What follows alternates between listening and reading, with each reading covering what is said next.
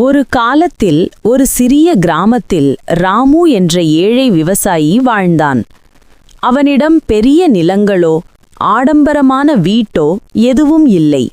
சிறிய குடிசை ஒன்று, அதில் அவனது மனைவி, 2 பிள்ளைகள், ஒரு பழைய மாட்டுக்கார கட்டை, அதுவே அவனுடைய செல்வம். ஒவ்வொரு நாளும் காலையில் ராமு தனது வயலில் உழுது வியர்வை சிந்தி பயிர் வளர்க்க முயன்றான்.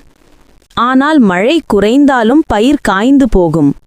மழை அதிகமாக வந்தாலும் வெள்ளம் அடித்து அழித்துவிடும். எதுவாக இருந்தாலும் குடும்பத்தை பசியின்றி காப்பாற்றுவது அவனுக்கு பெரிய சவால். ஒரு நாள் அவன் வயலில் உழுது கொண்டிருந்தபோது நிலத்தில் ஒரு பிரகாசம் தெரிந்தது. அதிசயித்து அங்கே தோண்டி பார்த்தான். அப்போதே ஒரு பழைய பித்தளை குடம் கிடைத்தது. குடத்தை திறந்தபோது அதிலிருந்து ஒரு சிறிய தேவதை போல தோற்றமுள்ள ஆவி வெளிவந்தது. அந்த ஆவி, "நான் பல வருடங்களாக இங்கே அடைக்கப்பட்டிருந்தேன். நீ என்னை விடுவித்தாய். உனக்கு வேண்டிய ஆசையைச் சொல், நான் நிறைவேற்றுகிறேன்" என்றது. ஆனால் ராமு பேராசைப்படவில்லை.